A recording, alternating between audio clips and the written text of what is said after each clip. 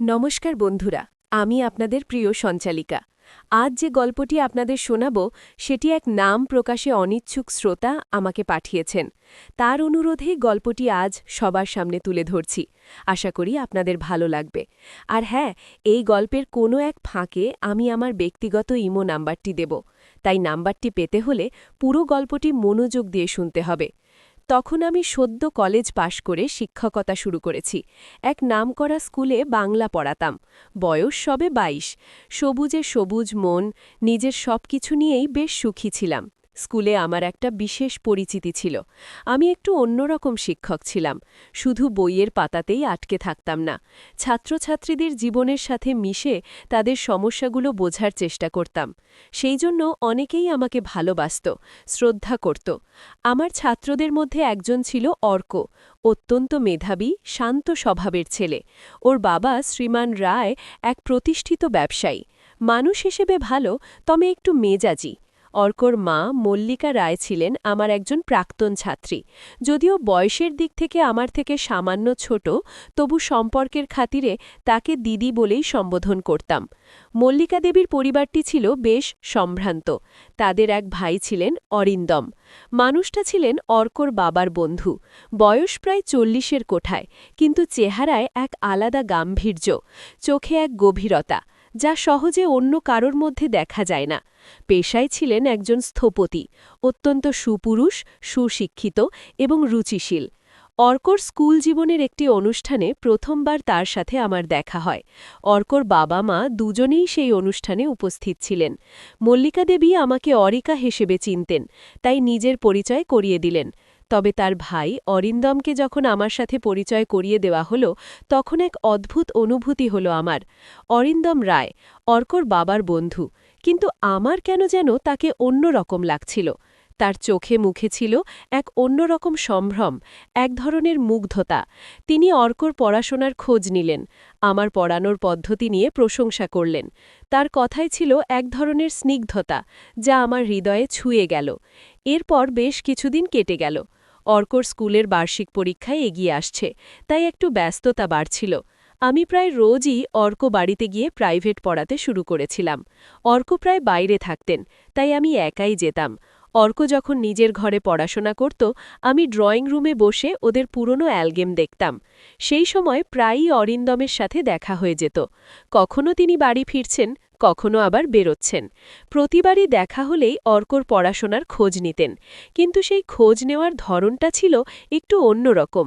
তার চোখে মুখে সবসময় এক ধরনের কৌতূহল লেগে থাকত, যেন তিনি শুধু অর্কর পড়াশোনা নয়, আমার সম্পর্কেও কিছু জানতে চাইছেন। একদিন বিকেলবেলা আমি অর্কের বাড়িতে পড়াতে গিয়েছি। হঠাৎ আকাশ ভেঙে বৃষ্টি নামল। এত জোরে বৃষ্টি হচ্ছিল যে বাড়ি ফেরা মুশকিল। অর্কর বাবা সেদিনও বাইরে ছিলেন। আমি আর অর্ক দুজনেই বাড়ির ভেতরে। ঠিক সেই সময় অরিন্দম এলেন বৃষ্টির হাত থেকে বাঁচতে। আমি তাকে দেখে একটু অবাক হয়েছিলাম। তিনি কিছুক্ষণের জন্য ড্রয়িং রুমে বসলেন।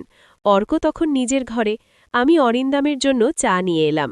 চা খেতে খেতে আমরা অনেক গল্প করলাম। সেই প্রথমবার আমি তার জীবনের অনেক কিছু জানতে পারলাম। তার পেশা, তার জীবন দর্শন, তার একাকিত্ব থাকার কারণ। তিনি বিবাহিত ছিলেন না।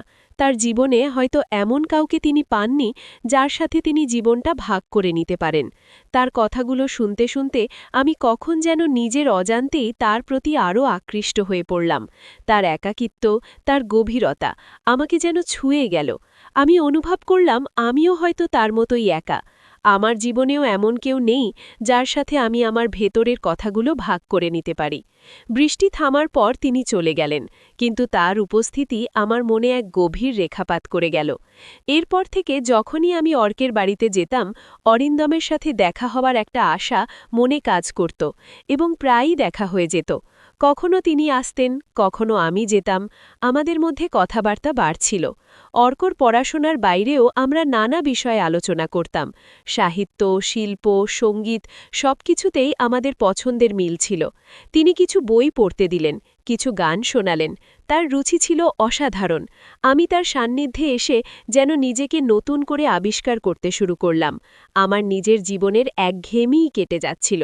তার চোখে মুখে আমি সবসময় এক ধরনের মুগ্ধতা দেখতাম। তিনি আমার দিকে এমনভাবে তাকাতেন যেন আমি তার জীবনের এক অমূল্য সম্পদ। একদিন অর্কর জন্মদিন ছিল। সেই অনুষ্ঠানে অরিন্দমও এসেছিলেন। সেদিন তার পরনে ছিল একটি সাদা শার্ট আর কালো প্যান্ট। অসাধারণ লাগছিল তাকে। আমি একটি নীল রঙের শাড়ি পরেছিলাম। অনুষ্ঠানে অনেকেই এসেছিলেন, কিন্তু আমার চোখ শুধু তাকেই খুঁজছিল। তিনি আমার কাছে এসে আমার শাড়ির প্রশংসা করলেন। বললেন, আপনাকে এই শাড়িতে খুব সুন্দর লাগছে। তার এই সরাসরি প্রশংসা আমাকে আরও বিব্রত করে তুলল।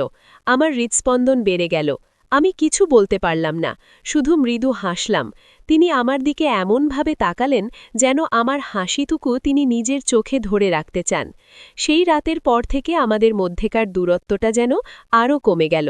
আমাদের সম্পর্কটা ধীরে ধীরে আরও গভীর হতে লাগল। আমাদের দেখা হওয়ার অজুহাত বাড়ছিল। কখনো অর্কের পড়াশোনা, কখনো আবার কোনো সাহিত্যিক অনুষ্ঠান। অরিন্দম আমাকে তার নিজের বাড়িতেও আমন্ত্রণ জানালেন। তার বাড়িটি ছিল এক স্বপ্নের মতো। তার সংগ্রহে ছিল অনেক দুর্লভ বই, অনেক দামি চিত্রকর্ম। তিনি আমাকে তার জীবনের নানা গল্প শোনালেন। তার শৈশব, তার কৈশোর, তার প্রথম প্রেম, সব কিছু। আমি তার সব কথা মন্ত্রমুগ্ধের মতো শুনতাম। তার প্রতিটি শব্দে ছিল এক অন্যরকম মাদকতা। আমি বুঝতে পারছিলাম আমি তার প্রতি কেবল আকৃষ্ট হচ্ছি না, আমি তাকে ভালোবাসতে শুরু করেছি। কিন্তু এই ভালোবাসাটা ছিল নিষিদ্ধ, কারণ তিনি ছিলেন আমার প্রাক্তন ছাত্রের বাবার বন্ধু, আর আমি ছিলাম তার শিক্ষিকা। আমাদের বয়সের ব্যবধানও ছিল অনেক। এই সব কিছুর ঊর্ধ্বে ছিল সামাজিক বিধিনিষেধ। একদিন আমি অর্কের বাড়িতে গিয়েছিলাম। সেদিন অর্ক আর ওর বাবা মা কেউ বাড়িতে ছিলেন না। আমি একা। অরিন্দম এলেন। তিনি আমার জন্য অনেকক্ষণ অপেক্ষা করছিলেন। আমাকে দেখেই তার মুখে এক অন্যরকম হাসি ফুটল। তিনি আমাকে কাছে টেনে নিলেন। বললেন, আজ তোমায় না দেখে থাকতে পারলাম না। তিনি আমার হাত ধরলেন। তার হাতের উষ্ণতা আমার সারা শরীরে ছড়িয়ে পড়ল। আমি তার চোখে চোখ রাখলাম। সেখানে ছিল এক তীব্র আকুলতা, এক না বলা ভালোবাসা। আমি নিজেকে তার হাতে সঁপে দিলাম। সেই মুহূর্তগুলো ছিল আমার জীবনের সবচেয়ে রোমাঞ্চকর এবং একই সাথে সবচেয়ে ভয়ের। আমরা একে অপরের মধ্যে হারিয়ে গিয়েছিলাম। মনে হচ্ছিল এই মুহূর্তটা যেন অনন্তকাল ধরে চলে। আমাদের গোপন অভিসার চলতেই লাগল। আমরা দেখা করতাম লুকিয়ে, আড়ালে। প্রতিটি মুহূর্ত ছিল রোমাঞ্চকর এবং একই সাথে অনিশ্চিত। আমরা জানতাম আমাদের এই সম্পর্ক একদিন ধরা পড়ে যেতে পারে, আর ধরা পড়লে আমাদের কী পরিণতি হবে তা ভাবতেও ভয় লাগত। কিন্তু আমাদের টান এত তীব্র ছিল যে আমরা নিজেদের নিয়ন্ত্রণ করতে পারতাম না। অরিন্দমের স্পর্শ, তার উষ্ণতা, তার ভালোবাসা আমাকে যেন অন্য এক জগতে নিয়ে যেত। আমি প্রায়ই ভাবতাম এই অনুভূতি কি পাপ, কিন্তু এই পাপের মধ্যে যে আনন্দ লুকিয়েছিল তা অন্য কোনো সুখে পাওয়ার ছিল না। একদিন অর্ক আমাদের দুজনকে একসাথে দেখে ফেলল। আমি আর অরিন্দম তখন অর্কের বাড়িতে খুব কাছাকাছি বসে কথা বলছিলাম। অর্ক হঠাৎ ঘরে ঢুকে পড়ল। আমাদের দেখে ওর মুখ ফ্যাকাশে হয়ে গেল। ও কিছু বলল না, শুধু আমার দিকে তাকিয়ে রইল। ওর চোখে মুখে ছিল এক বিস্ময়, এক ধরনের অবিশ্বাস। আমি ভয় পেয়ে গেলাম। আমাদের গোপন সম্পর্ক কি তবে প্রকাশ হয়ে গেল? অরিন্দম একটু উচ্ছ্বস করে বললেন। আমি অর্ককে কিছু বলার আগেই ও ঘর থেকে বেরিয়ে গেল। এরপর থেকে অর্ক আমার সাথে আগের মতো স্বাভাবিক আচরণ করত না। আমি ওকে দেখলে অন্যদিকে মুখ ঘুরিয়ে নিত। আমি বুঝতে পারছিলাম ও কিছু একটা বুঝতে পেরেছে, কিন্তু কি বলতে পারছে না। অরিন্দম বিষয়টি নিয়ে খুব চিন্তিত ছিলেন। তিনি বারবার আমাকে বলছিলেন এই সম্পর্ক থেকে বেরিয়ে আসার কথা, কিন্তু আমি পারছিলাম না। আমি অরিন্দমকে ভালোবেসে ফেলেছিলাম। তার সান্নিধ্য ছাড়া আমার জীবন অচল মনে হচ্ছিল। একদিন আমি অর্কের বাড়িতে গিয়েছিলাম। অরিন্দমও সেখানে ছিলেন। আমরা দুজনেই খুব চিন্তিত ছিলাম অর্কর চোরণ নিয়ে। হঠাৎ অর্ক ঘরে ঢুকল। ওর হাতে একটা কাগজ। ও কাগজটা আমার দিকে ছুরি দিয়ে বলল, এইটা কি ম্যাডাম? আমি ভয়ে ভয়ে কাগজটা হাতে নিলাম। দেখলাম সেটা একটা ছবি, আমার আর অরিন্দমের একটা ছবি। ছবিতে আমরা দুজনে অরিন্দমের বাড়িতে খুব কাছাকাছি বসে কথা বলছি। মনে হচ্ছে কেউ আমাদের লুকিয়ে ছবি তুলেছে। আমার হৃৎস্পন্দন দ্রুত গতিতে চলতে লাগল। আমি জানি না কে এই ছবি তুলেছে, কেন তুলেছে, কিন্তু এই ছবি যে আমাদের সম্পর্কের রীতিমতো টানটনা চলেছে তা আমি বুঝতে পারছিলাম। অরিন্দম খুব উত্তেজিত হয়ে বললেন। তিনি অর্কের দিকে তাকিয়ে বললেন, তুমি এটা কোথায় পেয়েছ? অর্ক শুধু বলল, আমি সব জানি। আমাদের জীবনে এক ভয়ঙ্কর ঝড় আসতে চলেছে তা আমি বুঝতে পারছিলাম, কিন্তু সেই ঝড়ের মুখোমুখি হওয়ার জন্য আমি প্রস্তুত ছিলাম না। আমি শুধু অরিন্দমের দিকে তাকিয়ে রইলাম।